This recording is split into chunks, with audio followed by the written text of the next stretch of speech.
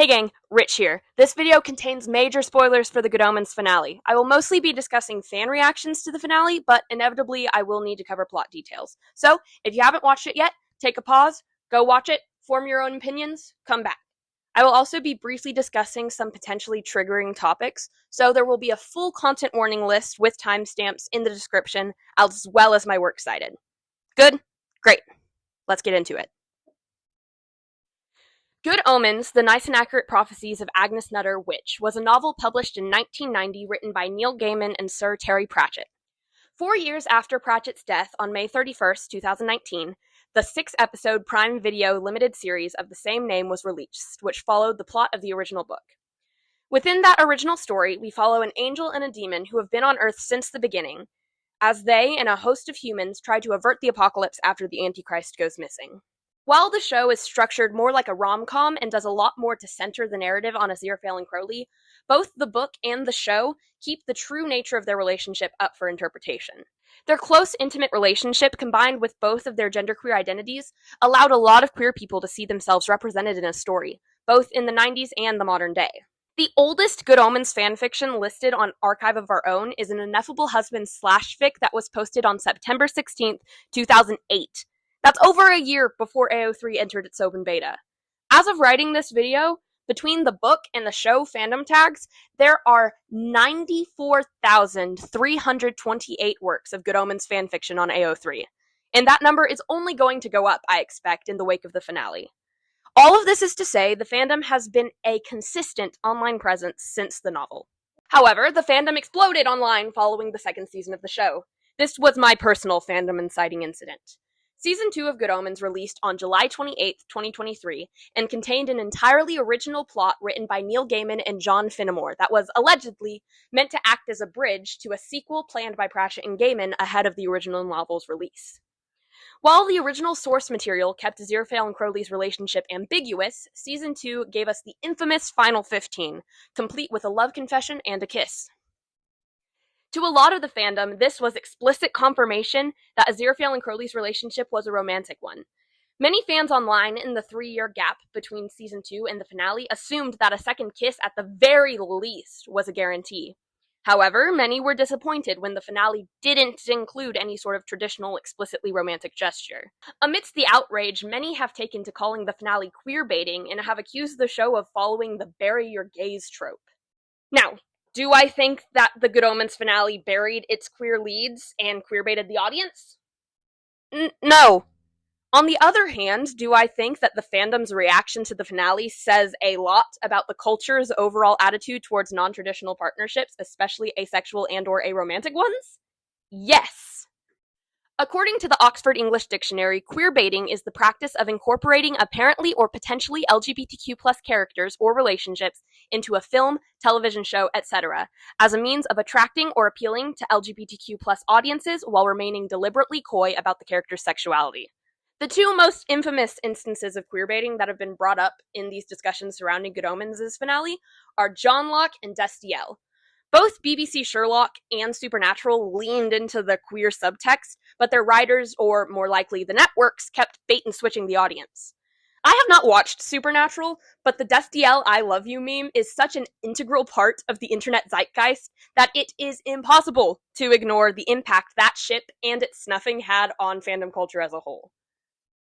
Audiences are understandably weary of queer stories that don't have explicit confirmation of the character's queerness.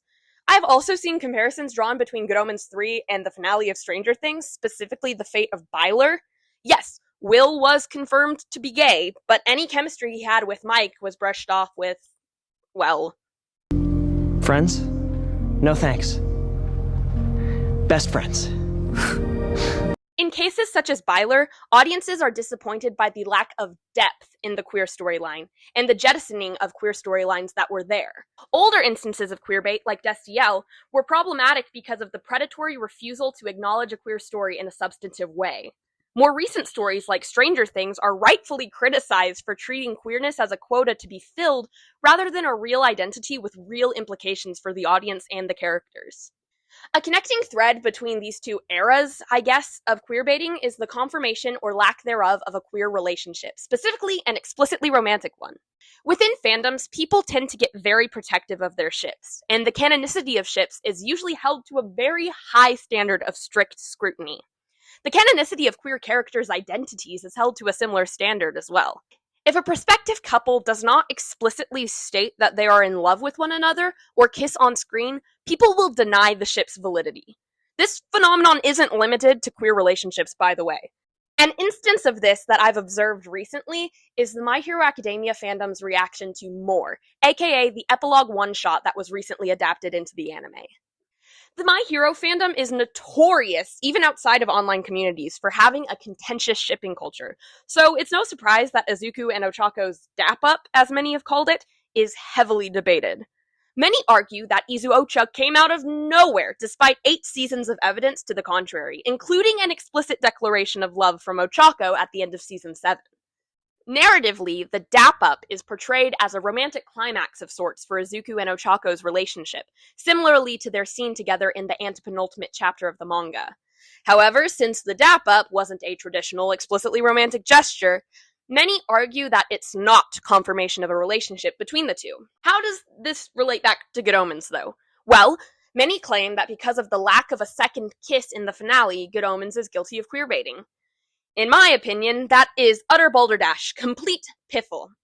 Queerbaiting, at its core, is a predatory marketing strategy, hence why individual people can't queerbait. As a practice, it relies primarily on a bait and switch where the audience is promised queer representation that never comes, almost always in the form of an explicitly romantic relationship between two characters. In order to center the narrative on Aziraphale and Crowley when adapting the book to the screen, the TV show was intentionally structured like a romantic comedy, with the main duo's character beats matching those of romantic leads. Even in the 1990 novel, Aziraphale is said to be gayer than a tree full of monkeys on nitrous oxide. Aziraphale and Crowley, as well as every other angel and demon, are confirmed to be sexless in the book, and Crowley is seen in the show to present as both masculine and feminine, leading to the majority of the fandom agreeing that Crowley is gender fluid, and most of the fandom agreeing that Aziraphale is agender. Season 2 includes a traditional explicitly romantic gesture in the form of the Every Kiss, and the final sequence of the finale shows Asa and Anthony, narrative stand-ins for Aziraphale and Crowley, living together, and even focuses in on the fact that they're wearing wedding rings. The only somewhat legitimate claim I can see regarding a bait and switch is the mere existence of Asa and Anthony, which brings me to the accusation of the Good Omens finale burying its gays. According to TV Tropes, bury your gays refers to the presentation of deaths to the LGBT characters where these characters are nominally able to be viewed as more expendable than their heterosexual counterparts. In the climax of the finale, Aziraphale and Crowley make the decision to create a new universe without heaven or hell to allow humans to have true free will. However, without heaven and hell, Aziraphale and Crowley can no longer exist as they are now. Crowley is ultimately the one to make this decision, completing his character arc. Throughout the whole series, he's been trying to run away from problems to spend eternity with Aziraphale, at humanity's expense. As a Serpent of Eden, though, he's always been an advocate for freedom of choice. He and Aziraphale both adore humanity and love being among humanity. Aziraphale's one purpose was to protect humanity as the guardian of the Eastern Gate, and his arc is learning to exist outside of that purpose. He comes to want to protect Crowley, but he tends to ignore what Crowley actually wants for what he sees as the greater good. That final decision is Aziraphale putting his trust fully in Crowley, and Crowley choosing to help the people he and Aziraphale have come to love. After their sacrifice, we get to see a brief glimpse of the love story between Asafel and Anthony Crowley, including them remaining together for at least 20 years and living married in a cottage in the South Downs. This ending for the ineffable husbands does anything but portray them as expendable. It explicitly portrays their love as something that defies even the death of the universe. Or, well, I guess it doesn't explicitly portray that, seeing as there wasn't an explicit declaration of love or a second kiss. Instead of a second kiss, the finale had Aziraphale essentially return the first kiss to Crowley. It's an incredibly intimate gesture, and it immediately reminded me of Orthodox practices of venerating icons. However, much like the Izu-Ocha dap-up, this gesture leaves room for interpretation. It leaves room for an argument to be made that Aziraphale and Crowley's relationship isn't romantic. Let's have a chat about Amatonormativity. Elizabeth Brake defined amatonormativity in 2012 as the assumption that a central, exclusive, amorous relationship is normal for humans, in that it is a universally shared goal, and that a relationship is normative, in that it should be aimed at in preference to other relationship types. Amatonormativity is different from heteronormativity in that it doesn't focus on the gender identities of those in a relationship, but the classification of the relationship itself. The idea that a monogamous romantic relationship is an inherent part of being human is reflected in media and even in legislation. A journal from the University of Cincinnati Law Review notes that housing discrimination based on marital status is legal in the United States, and married couples are more likely to have employer-sponsored or private health insurance. Justice Kennedy's majority opinion from Obergefell versus Hodges states that marriage is a keystone of the nation's social order. From a media standpoint, the idea of amatonormativity can be seen through fandom's general refusal to acknowledge relationships that don't fit a preconceived standard of importance, or even just the tendency of fandoms and creators alike to prioritize romantic subplots over other narrative devices. All of this can lead to an almost tiered view of relationships that values exclusive romantic partnerships as more important than platonic relationships. As I mentioned before, Aziraphale and Crowley's close, intimate relationship and explicitly queer identities allowed many queer people to see themselves represented in a story. Even with the kiss at the end of Season 2, it was important to me and many others to see a love story that could be read through an aromantic and/or asexual lens. During my time in the fandom, during the 3-year gap, there were so many different interpretations of their relationship, and all of them were united by the fact that Aziraphale and Crowley loved each other, no matter what form that took.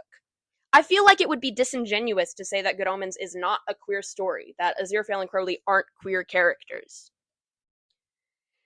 This was a fan reaction posted on Tumblr that really struck me. I'm sorry, but it is so painfully fucking heteronormative that we got a shot of wedding rings, but not one hug, not one kiss, or drop of physical affection that it made my eyes bleed. Bury your gays, but make sure they lose their memories and their pasts first, and most definitely don't show any on-screen romance.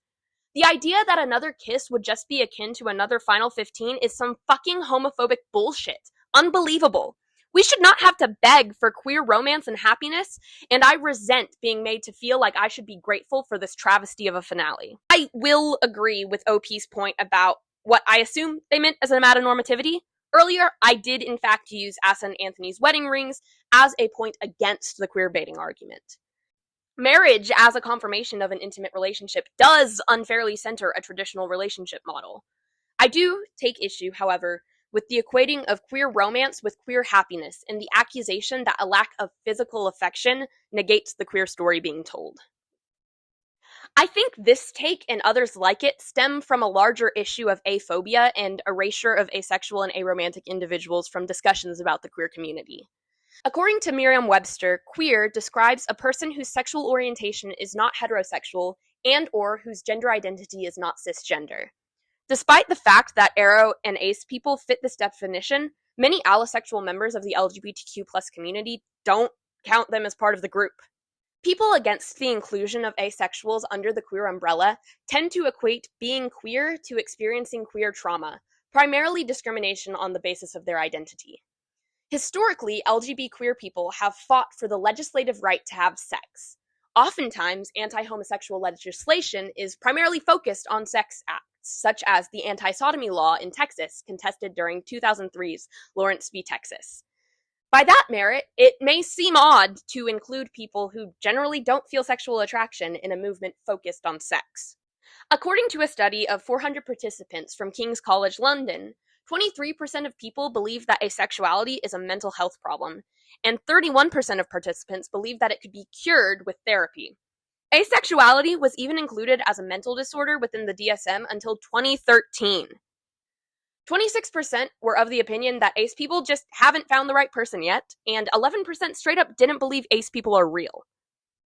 In a separate study done by Stonewall UK, it was found that asexual people are more likely to be offered or to undergo conversion therapy than their allosexual counterparts.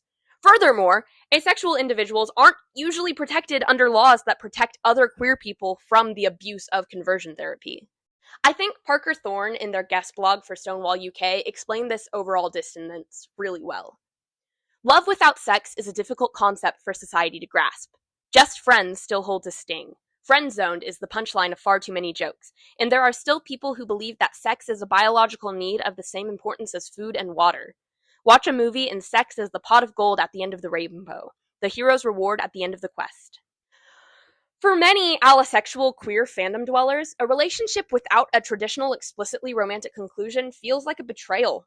Too many times, queer readings of stories have been downplayed with claims that they're just friends. It's understandable to want queer love stories to leave no room for doubt. Good Omens is fascinating in this discussion because it is a queer love story, especially within the text of the show. Furthermore, David Tennant, Michael Sheen, and the rest of the cast and crew have been very vocal about the love between Aziraphale and Crowley and their support for the queer community. Good Omens HQ is even currently running a collection of Pride merch, with 100% of profits going to benefit queer charities. Despite all of that, the nature of their relationship is largely ambiguous. In ancient Greece, there were thought to be 7 different types of love. For Aziraphale and Crowley specifically, I think agape, pragma, and philia fit them the best. Agape is described as selfless love for others, particularly for a community. This can be seen in the two of them risking their existences for each other and for humanity's sake. Pragma, or pragmatic love, is long-standing and usually used to describe spouses or long-term partners. It's logical and intentional, much more cerebral than eros, or lust. Philia is brotherly love, or love built on mutual respect, shared devotion, joint interests, and common values. Their story, across all its iterations, puts a spotlight on these different types of love and different acts of devotion that aren't necessarily romantic. These different shades of love make it hard to put their relationship into a clearly defined box. They're, well, ineffable. By and large, at least before the finale, the Good Omens fandom was open to these different interpretations of Aziraphale and Crowley's relationship and identities. I do, however, want to discuss a controversy from last year involving a still pretty big artist in the fandom and some questionable approaches to Aphobia. While I don't think the original take was made in the best faith, and there was even more vile stuff said that I couldn't find a source for, I'm more concerned for this discussion with the response to it. Last year, a screenshot was leaked of Good Omens fan artist Vavoom-Sorted-Art, also known as Zoe, saying, "If Crowley came out as Ace, Aziraphale would try to prove him wrong." When Zoe was called out, she made an apology post on her Tumblr that mostly focused on her calling out others for their disproportionate response to her original joke. While I think that summarily executing people online who say bigoted things is mostly counterproductive, I can't help but feel confused at the overall fandom's reaction to Zoe's comment and her apology. This specific note left on her Tumblr post especially bothered me. I'm sorry, but these are fictional characters. Anyone relating that heavy to you saying if a fictional character comes out as something blah blah blah needs professional help. Seriously, they need help. They're fictional. They're not real. They're not Ace because they aren't real. It's fine. Crowley isn't real. It's okay, people. Again, while the original comment from Zoe was in bad taste, the biggest issue and point of confusion for me is the downplaying of threats of sexual assault, which is what the original joke implied. The Good Omens fandom has a fraught history with sexual misconduct, mostly done at the hands of author Neil Gaiman. Zoe's apology, at least, was posted after the credible accusations of assault against Gaiman made their way into the mainstream. For a fandom that raised over $5,000 to support survivors of sexual violence, it's surprising to me that, from my perspective at least, the community at large has continued to platform someone who made a joke about corrective rape. It's even more appalling that the joke was defended by someone else with the argument that Aziraphale and Crowley aren't actually asexual, in turn dismissing the possibility of characters being asexual in the first place. The ambiguity of Aziraphale and Crowley's relationship has allowed so many queer people to see themselves represented in a story. As an Arrow-Ace person myself, I thought the portrayals of both Aziraphale and Crowley's and Asa and Anthony's relationships were extremely well done. And I love that I'm able to see a relationship modeled in a piece of media that I love, that is one I could actually have one day. I understand feeling betrayed by the lack of traditionally explicit romance in the finale, but I think it's unfair to call the ending queerbait because the intimacy was expressed in a different way. While not explicitly romantic how some would have liked, the story of Good Omens is explicitly queer. And that is all from me today. This was a behemoth of a script to write and research. I wrote it like a month ago and it's been sitting in my drafts and I've just been scared to record it. Again, if you want to fact check me, my work cited is in the description. I'll also leave a link to the Good Omens HQ Pride stuff, as well as all of the charities they're benefiting if you want to help out but don't want to buy merch. Big thanks to my friend Screaming Peril for proofreading this thing for me and just generally listening to me yap about my thoughts before I had them organized in any sort of constructive way. I can be found as RJC Art on most platforms, and if you'd like to support me, consider commissioning me on Ko-Fi or VGen. I am actively working on my next long-form video, as well as some more music and animatic stuff, so if you like what's going on here, maybe subscribe. If I got something wrong, or if you have thoughts or questions about this video, let me know in the comments. Until next time, my name is Rich, you've been a great audience, thank you, and good night.